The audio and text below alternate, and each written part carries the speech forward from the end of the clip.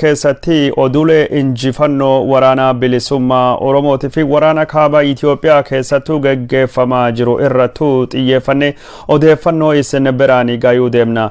Isin nu daawwachuuf as dhufuu keessaniif hedduu isin galateeffachaa viidiyoo kana jaalachuun chaanalii kana maamila godhachuun miidiyaa hawaasaa irrattuu akka namni biraa argatee odeeffannoo kana hordofu qoqooduun nu gargaara isiniin jecha ammaan tana gara oduutu kallattiin isin dabarsina.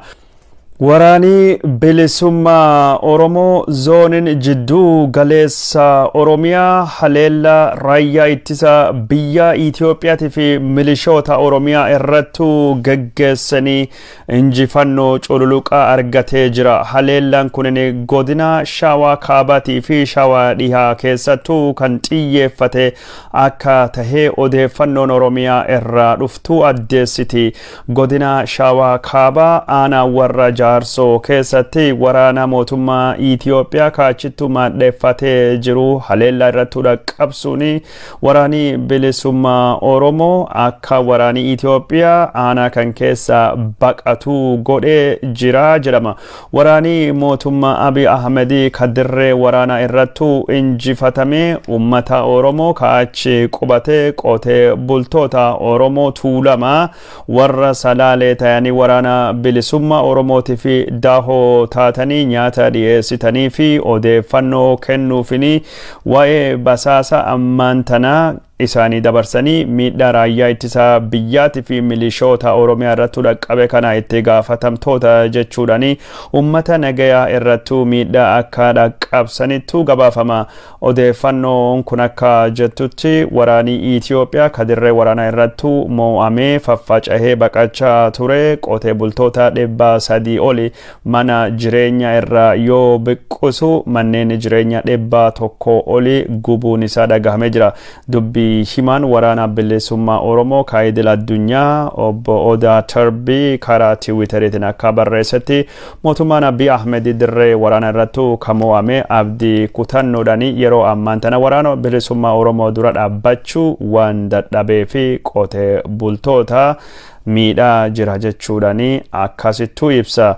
Gara biraatiin ammoo waraani bilisummaa Oromoo godina Shawaa Dhihaa keessattuu haleellaa dhaqqabsaa jira. Haleellaan kun jiddu galeessa ka godhate ka daangaa Horroo Guduruu Wallaggaa irrattuu ka argamtu aanaa Midaaqenyii keessattuu akka taheettu gabaafama. Aanaa Midaaqenyii kun yeroo dheeraa fi maadhee waraana bilisummaa Oromoo akka taatee fi waraanni bilisummaa Oromoo baadiyyaa aanaa kan keessattuu argamu hedduu isaa to'atee gara magaalattuu haleellaa isaa gaggeessuu dhiyoo kanatti akka jalqabe maddeen adda addaa gabaasaa turani. Haleellaa kanaanii waraanii bilisummaa Oromoo milishoonni Oromiyaatii fi raayyaan ittisa biyyaa magaalaa keessattuu maddeeffatee uummata nagayaa daahoo godhatu karaa nagayaatiin akka harka kennatan yookaan ammoo magaalaa dhiisanii akka bayanii akka bayan of eeggannoon kennamee fi akka turettu gabaafama. Bu'uuruma kanaanii humnoonni addaa Oromiyaa 120 olee tayanii harka kennachuudhani waraana bilisummaa Oromootu dabalamuun odeeffannoon godina Shawaa Dhihaa aanaa Midaaqenyii irraa dhuftee addeessaa jira.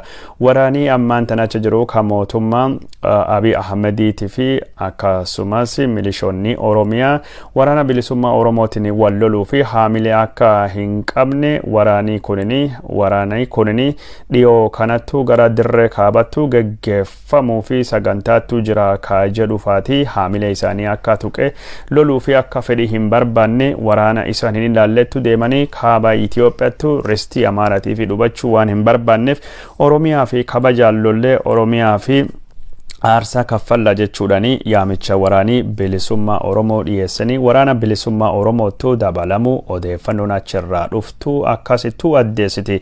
Waraanii bilisummaa Oromoo godina Horroo Guduruu Wallaggaa godina Wallaggaa Dhihaa Wallaggaa Bahaatii fi Qeellam Wallaggaa keessattuu waraana biltsiginnaa magaalota keessattuu marsee akka isaan harka kennatanii waraana isaan ilaallee kaaba Itoophiyaattu gaggeeffamu irrattu deemanii akka isaan aarsaa hin kaffalle yookaan yookaan obboleeyyan isaanii ka Oromootiin wal waraananii akka ofillee miidhanii Oromoo irratti miidhaa hin dhaqqabsine sirni nafxanyaa kaammaan tana mootummaan Abiy Ahmed deebisu wallaal Oromoo waliin cabsu waan barbaadu fi akka Oromoo waliin dhabne harka kennachuudha wabootu dabalamuudhaanii tokkummaadhaan sirna nafxanyaa ka deebisee ammaan tana mootummaan Abiy Ahmed irratti fa'uu barbaadu dura dhaabbachuu qabna dhaamsii jedhu akka darbaa turetu dubbatama. Injifannoo guddaa jechuudhaanii waraanni 120 godina Shawaa Dhihaa aanaa Midaaqanyii keessattuu waraana bilisummaa Oromootu dabalamuun akkasittuu odeeffamaa jira.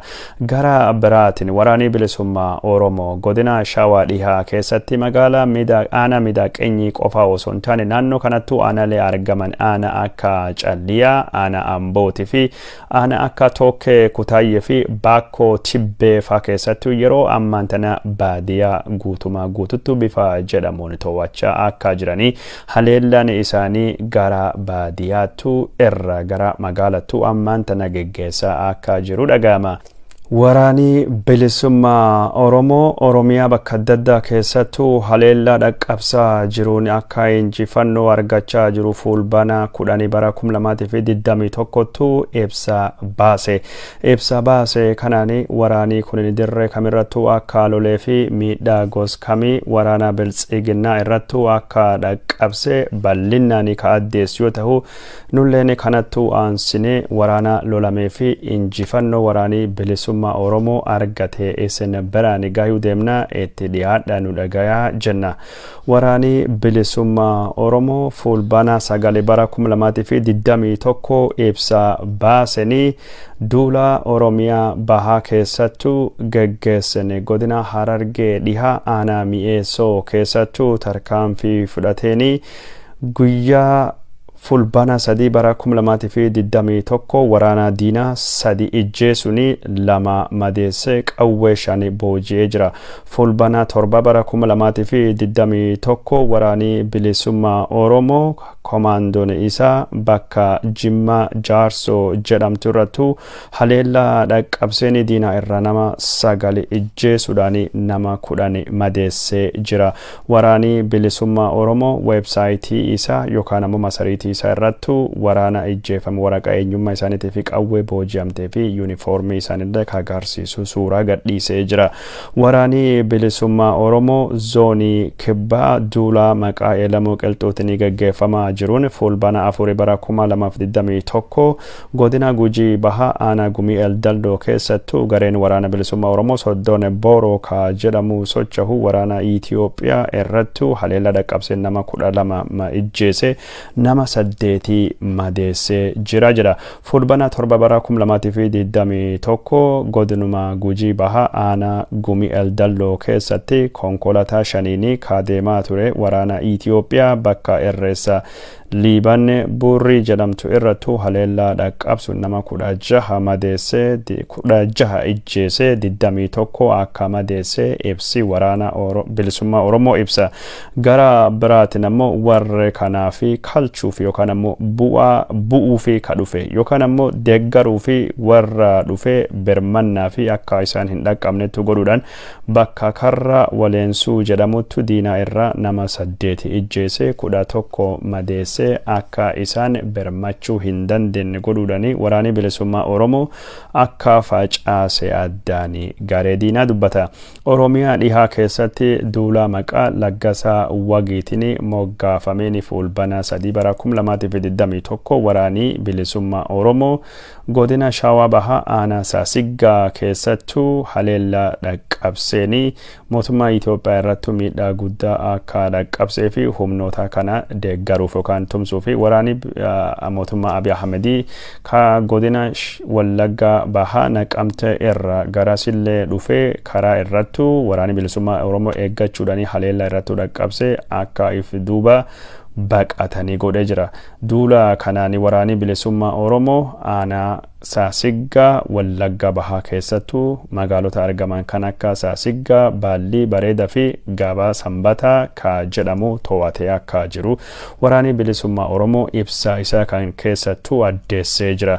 Waraanni bilisummaa Oromoo duula geggeessanii magaalaa Saasiggaa yeroo to'annoo jala oolchutti hidhamtoota siyaasaa 150 kabadii tokko malee mana hidhaa keessattuu hidhamanii dararamaa turanii bilisomsullee addeessa. Waraanni bilisummaa Oromoo yeroo magaalaa Saasiggaa seenutti uummata Oromoo ka alaabaa qabatee sirbaa gammachuudhaan waraana bilisummaa Oromoo simatanillee viidiyoo gadhiisee jira.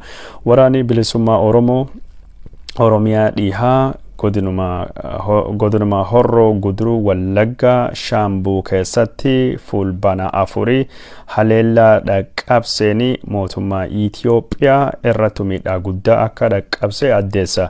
Haleellaa kana ka dhaqqabse waraana Oromoo ka Odaa Bulluqee Birgeedii jedhamu yoo taate kaampii waraana ka Shaambuu keessattuu argamu ka mootummaa Itoophiyaa barbadeessuudhaan waraana Abiy Ahmedii 49 akka ijjeese ka gadafan madoo godhee akka achirraa gargari faca'anii bittinnaawan godhe jechuudhaan ibsi waraana bilisummaa Oromoo akkasittuu addeessa.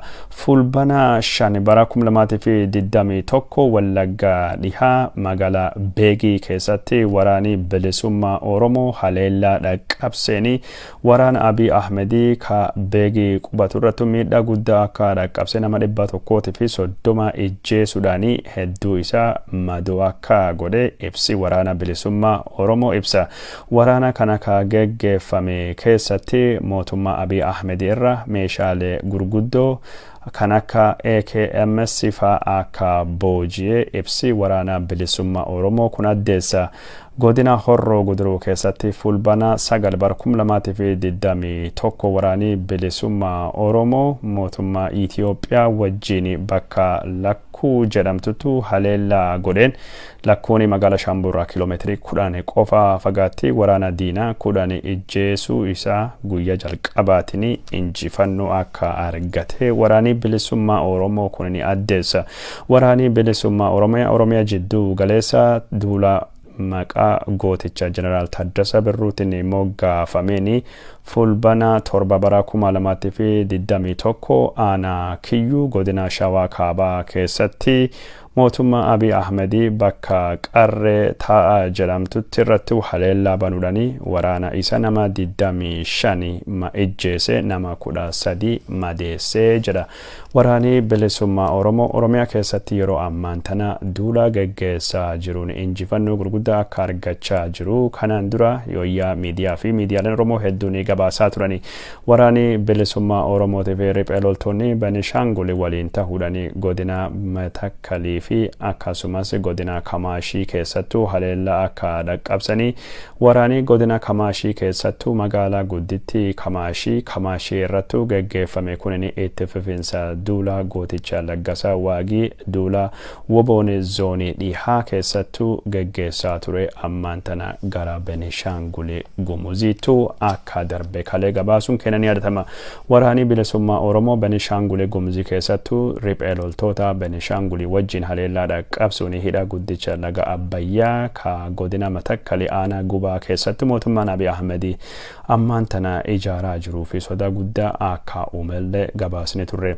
Waraana bilisummaa Oromoo wajjin gamtaa ka qabu riphee loltoonni Gumuzii godina Matakkalii aanaa Dibaaxee aanaa Gubbaatii fi Buleen keessatti yeroo ammaan tana haleellaa gurguddaa dhaqqabsaa jiraniin mootummaa Abiy Ahmedii waraana isaa akka mo'achaa jiranii milishoota Amaaraa kan naannoo kana weeraran sanarraleetti miidhaa gurguddoo akka dhaqqabsaa jiranii milishoonni Amaaraa kun uummata nagayaa guddoo miidhaa akka jiranii odeeffannoo torbaan kan keessa SN Biraanii daawwattoota keenya jaalatamoo fi kabajamoo odeeffannoon keenya ka isin biraan dhaqqabsaa jirru akkuma itti fuufettu jira.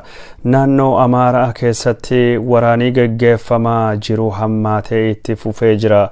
Riphee loltoonni Tigraahii kaammaan tana maqaan isaanii humnoota ittisaa Tigraahii jechuudhaan uf moggaasanii naannoo Affaarii keessaa waraan isaanii baasuudhaanii humna qaban hunda gara naannoo Amaaraatti bobbaasuni waraana garaacha Amaaraa keessatti loluu fi akka fedhii qaban addeessinee turre.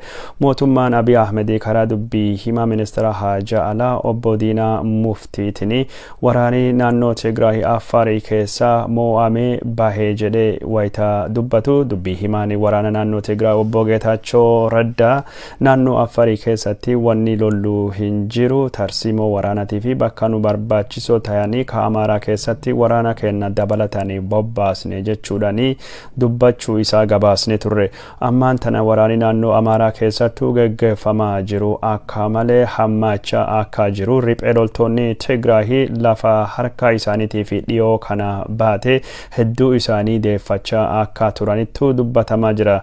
Odeeffannoon naannoo Amaaraa irraa dhufaa jirtu akka dubbachaa jirtutti magaalaa Soqotaa ka dhiyoo kana harka isaaniitii baate deeffachuu fi riphee loltoonni Tigraahiitii fi milishoonni uummata Agoo ka adda bilisummaa Agoo ufiinii jedhan yeroo ammaan tana haleellaa cimaa gaggeessuun waraana Itiyoophiyaatii fi milishoota Amaaraa magaalaa Soqotaa keessattuu akka marsanii jiranitti dubbata. Waraanii Abiy Ahmed ka meeshaalee gurguddoo qabate magaalaa kan dhiisee gara kibbaa akka baqatellee odeeffannoon achirraa dhufaa jirtu addeessaa jirti. Gara biraatiin waraanii kunini Walloo Kaabatii fi Walloo Kibbaa keessattuu haleellaa gaggeessaa jiru cimsee itti fufee jira. Waraana mootummaa Abiy Ahmed godina Walloo Kaabaa Marsaa fi Haayiq irrattuu akka baalaa harcaasan jechuudhaanii dalaantas akka isaan qabatan odeeffannoon achirraa dhufaa jirtu addeessiti. Gara biraatiin riphee loltoonni Tigraahii gara Walloo Kibbaa gara Deseetii fi Kombolchaa himala godhanii cimsanii itti fufanii jirani. Torbaanii kana keessatti milishoonni Amaaraatii fi humnoonni addaatii fi faannoo fi raayyaan ittisa biyyaa gamtaanii ta'anii warra Tigraahii kana dhaabuu danda'anii yookaan ammoo dhiibuudhaan uf dubattuu akka deebisuu danda'anii gabaasaa turre. Warri Tigraahii kunini lafa gadhiisnee garii keessa baanee jirra tarsiimoo waraanatii fi jecha akka turanillee gabaasuun keenya ni yaadatama. Ammaan tan odeeffannoon dhufaa jirtu magaalaa akka Wagalxeenaatii fi Waadlaa fi magaalota hedduu keessatti riphee loltoonni Tigraahii ka of dubattuu deebi'anii waraana ittisa biyyaa Itiyoophiyaa milishoota Amaaraatii fi faannoo fi raayyaa ittisa biyyaa marsuudhaanii ajjeechaa gurguddoo irrattuu akka dhaqqabsanii meeshaa guddaanii akka booji'amellee dubbachaa jirani. Odeeffannoon naannoon Tigraahii addeessaa jirtu akka jettutti haleellaa torbaanotaa fi deddeemaa jiruun naannoo Amaaraa keessatti raayyaan Tigraahii haleellaa dhaqqabseen waraana mootummaa Itiyoophiyaatii fi ka Amaaraa irra 45,000 fi nama 600 ijjeesnee jirra jechuudhaan ibsi baasanii jirani. Kun jechuun lakkoofsa mootummaan Itiyoophiyaa dhiyoo kana karaa hoggana waraan isaa Baacaa Dabaleetiin ijjeesnee jirra warra Tigraahii irra nama 6,000 ka jiruun akka malee wal caala. Lakkoofsi 46,000 dhiyaate ijjeesne ka warri Tigraahii jedhu kun mirkaneessulleen yoo nama rakkisee gama lachuun gama mootummaa Itiyoophiyaatii fi gama Tigraahillee miidhaan gurguddoon akka dhaqqabaa jiran akka wal fixa akka baalattu wal harcaasaa jiran gaarreen Itiyoophiyaa kaabaa ammaan tana tuula reeffaa akka ta'aa jiru. Reeffaa kana nami awwaalatu yookaan nami karaarraa gorfamu dhabame akka rumichaa fi waraabessi sooraa godhachaa jiranillee addeeffamaa jira. Waraanii kaabaa Itiyoophiyaa keessattuu gaggeeffame kun yeroo ammaan tana miidhaa guddaa akka inni qabu odeeffannoon karaa adda addaatiin dhufaa jirti.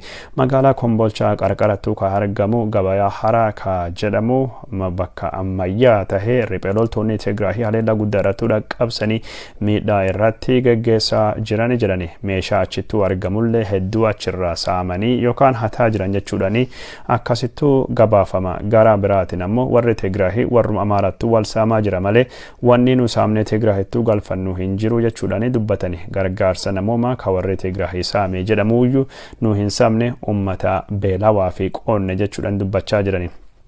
gara biraatiin ammoo lafa to'anne keessatti cunqursa yookaan ajjecha wanni gaggeessinu hin jiru ummatii akka wal bulchuu yookaan akka wal hoggannu muudaa jirra jechuudhaan dubbatanii odeeffannoo gosa kanatti warra Tigraay irra dhiyaachaa jira. Itiyoophiyaan haala gosa kanaatiin duuli miidhaa gurguddaa akkasii qabu gaggeeffama waggaa haarawaa bara 2014 simattee jirti. Waraanii akkasii dhiigaa dhangalaasee kunini walloo kaabaa walloo kibbaatii fi godina Waagumraa qofa osoo hin taane godina Gondarii kaabaa keessalleetu gaggeeffamaa jira. Mootummaan Abiy Ahmed warra Tigraay dhiibnee haga Tsellemtii haga Maayitsebrii gaggeessine jedhullee har'a immoo lolii guddaan Gondarirraa kiiloomeetirii 40 birattu waraanii guddaan gaggeeffamaa jira.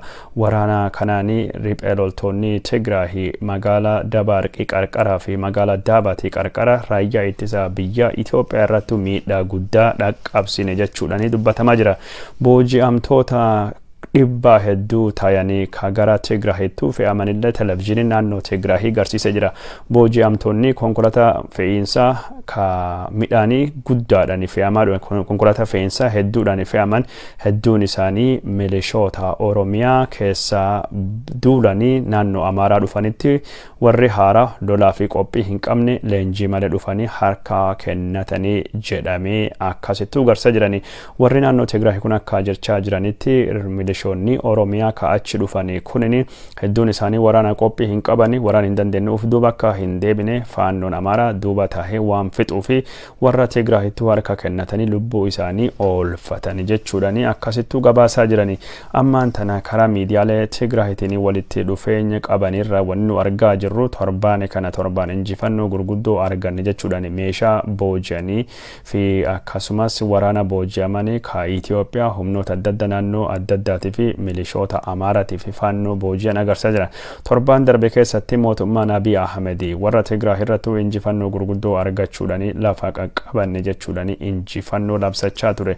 Lafa mootummaan Abiy Ahmed torbaan darbe bilisoomsine jedhu ka akka Wagal Xeenaa ka akka Dabra Zabexii Ceecehoo Kamer Dengaay Guna ka jedhamanii lafa kana yeroo ammaan tana riphee loltoonni Tigraay deebisanii dhuunfatanii jiran yookaan ammoo qabatanii jiran jechuudhaan odeeffannoon Tigraay irraa dhuftu addeessaa jirti. Barii haaraawni ammaan tana kabajaa jirru kunin bara hudhaan Tigraay ka dhuma itti argatuu fi bara Itoophiyaa keessattuu abbaa irrummaan barbadaahee nagayaan bu'u jechuudhaan mootummaan naannoo Tigraay ibsa baasanii akkasittuu addeessa. Gara biraatiin Abiy Ahmed waggaa haarawaa ilaalchisuudhaan dhaamsa uummata Itoophiyaa fi dabarsee keessatti bara haarawaa kan keessatti qormaata keessa baane bara Itoophiyaan karaa badhaadhinnattu deemtu jechuudhaan dubbatee jira. Abiy Ahmed warra nu jaalatuu fi aanani warra nu jibbuuf ammoo hargeessa tahuu itti beenna diinii Itoophiyaa ni barbadaan hin badanii Itoophiyaan ilaalisti hin diigamtu injifannoo ilmaan isiitiin Itoophiyaan durattu deemti jechuudhaan barii haaraawni bara abdiitii fi badhaadhinna uummata Itoophiyaa fi akka tahuu dubbatee jira. Abiy Ahmed waraana gaggeessaa jiran kan keessattuu injifannoon fagoo hin jirtu dimimmisa kan keessa Itoophiyaa bari'uu fi akka qophaa'ellee dubbatee jira. Daawwattoota keenya jaalatamoo fi kabajamoo yooyyaa oolmaa yaa bultiin badhaadha jechuun nagaa isin gaafachuun akkuma jalqabnettu qophii keenya kana nagaa walitti dhaamachuun gargarii gallaa jirra.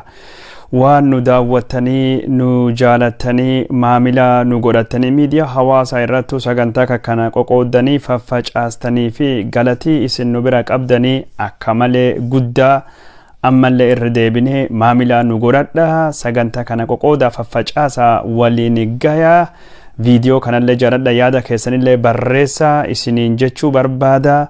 Uggura Facebookii fi YouTube hin sodaannu waraana bilisummaa Oromoo injifannoo inni argachaa jiruu fi akkasumas barbaachisummaa qabsoo hidhannoo Oromoo irratti yaada isin biraan gennu. Yeroo hunda irra duubattuu hin jennu tarsiimoo isaa mala isaa jijjiirree waan garii afaan addaatiin jechuun mallaa malee karaan qabsoo tokkotu jira uf dura malee uf duubattuu deebi'uun hin jiru. Durumattuu deemnaa kenna oolumaa ni milkoofnallee kana jechuu barbaada. Isinummaan qofti nu bira dhaabbadha. Odeeffannoon kun akka faayidaa isinii qabdu, odeeffannoon kun akka bu'aa isinii qabdu, odeeffannoo kana dhuftanii yeroo keessan kennitanii waan daawwattaniif waan jaalachaa jirtan video kana jaalachuun jalqaba, yaada kennachuun jalqaba. Video kiyya qofa miti, YouTube Oromoo ka ijoollee Oromoo hunda ka warra artii eegitaate warra artii daawwadha, maamila godhadha, ka warra amantii tanan akkasuma ka warra siyaasaa, ka warra waan hawaasummaa waan adda addaa ka barnoota ka hojjetu hundaayyuu deemaa jaaladha. Yaada keessanii jalattu barreessa, qoqooda waliin gaya, ormaa deemtanii gabaa hin oowwisinaa, qophii afaan biraa daawwattanii afaan biraatiin jechuun gabayaa baastaniif osoo hin taane afaanuma Oromoo kan guddisnaa jenneeti malee afaan biraatiin godhuu dandeenya.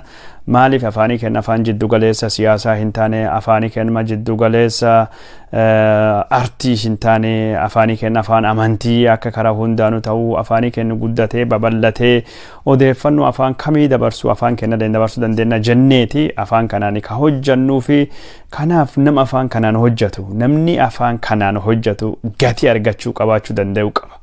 Namni hedduun maaliif afaan biraatiin hojjannee naan jedhan, an afaan biraallee jechuun hojjechuu ni danda'a yookaan nam danda'a wajjin hojjechuu danda'a. Garuu afaanii kennu kun waan afaanii biraa godhuu danda'u cufa godhuu danda'a. Afaanii kennini tajaajila kamiyyuu kennuu danda'a.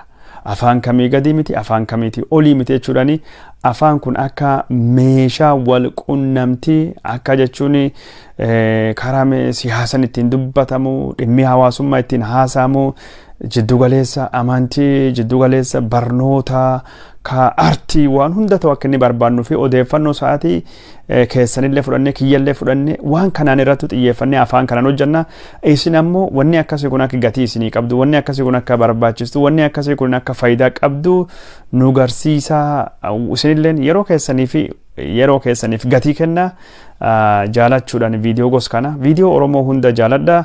YouTube Oromoo dursa waan Oromoo dhagaya, dursa waan Oromoo jaaladha, dursa waan Oromoo qoqooda, dursa waan Oromoo jala deema. Amma argitanii jirtanii ormi mootummaan Abiy Ahmed waa hunda jiddu galeessii afaan Amaaraa akka ta'u biqiltuu nu dhaabullee Abiy Ahmed chigginyi takkale Xaqalaa Ministeera Abiy Ahmed waan Shimallis Abdiisaa godhullee afaan Amaariffaatiin jala barreessaa jiran. Oromiyaan afaan ofii qabdi, afaanii hojii ka Oromiyaa afaan Oromooti garuu afaan Amaariffaatiin barreessan. Adaanech Abeebee afaan Amaaraatiin dubbatti.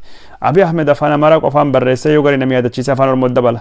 Nu ammoo afaanii Oromoo hundee Oromummaa jiddu galeessa Oromummaa kallacha aadaa weertuu qabsoo Oromoo eenyummaa ganamaa ka Oromoo ka haadii Oromummaa irratti rarra'ee Oromoo walittuu hidhuu walittuu fiduu itti hidhatee jiru waan taateef afaan kan guddisuu fi eenyummaa kan guddisuu fi qabsoon kennalleen kan afaan Oromoo afaan federaalii godhu, afaan Oromoo afaan Amaaraatiin akka inni wal qixxaa'u, baay'ina uummata isaatiin, dinagdee isaatiin, qubsuma bal'ina lafa isaatiin, tajaajila inni kennaa jiruuni waan isaa malu waan isaa gitu biyya Itoophiyaa keessattuu akka argatu. Itoophiyaa iyyuu birtaree sadarkaa Afrikaatti akka inni argatu carraaqudha qabsaa'udha. Kanaaf waan afaan Amaariffaatiin afaan Oromootiin namni hojjetu gatii kenna. Nama afaan kanaa waa hojjetu gatii kenna.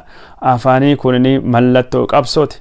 Afaan kanaa fi gootonni wareegamanii miidhamanii hagam mallee qabsoon geggeeffamaa jira. Itoophiyaa aadaa tokko, Itoophiyaa amantii tokko, Itoophiyaa afaan tokko jibbina wanni jennuu fi afaanii kenna akka hin cunqurfamnee fi afaanii kenna afaan hundaaniyyuu walqixxee akka inni ta'u waan barbaannuuf waan ta'eef warri yuutuubii ka afaan kanaan hojjetu bakka kenna.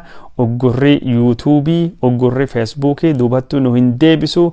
Qabsoon keen itti fufa. Afaan kennan odeeffannoo isinii dhiyeessina. Odeeffannoo injifannoo waraana bilisummaa Oromootii fi barbaachisummaa qabsoo hidhannoo ka Oromiyaatii fi siyaasa Itoophiyaa tortora siyaasa atsooxa jijjiiruu keessatti hidhannoon akka barbaachisu haasa'u irra duubattuu hin deebinu. Oduun kenna ka hardha ka isinii dhiyeessine kana leenjii waraana bilisummaa Oromoo ka jiddu galeessa Oromiyaa keessatti torbaane kan taate viidiyoo kana isin garsiisuni nagaa walittu dhaammannaa. Viidiyoon kun waraani bilisummaa Oromoo leenji'ee eebbifamee bobbaa fi qophaa'uu fi Oromiyaa gadadoo fi gaddii keessa hafee bilisummaan keessatti dagaagde hundeessuuf aarsaa kaffaluuf ijoolloof qopheessite. Kabaji baraati waraana bilisummaa Oromooti wareegamtoota qabsoo Oromootiif haa ta'uuti wanni ammaan tan Itoophiyaa keessatti deemu kun inni ka sirna dullacha durii deebisuu kun waan yeroo gabaabduu keessattuu dhumachuu deemu ni gartanii kana jechuu barbaada viidiyoo kana jaaladha viidiyoo waraana bilisummaa Oromoo ka leenjii ka eebbaa kanallee itti dhiyaadha nagaatti.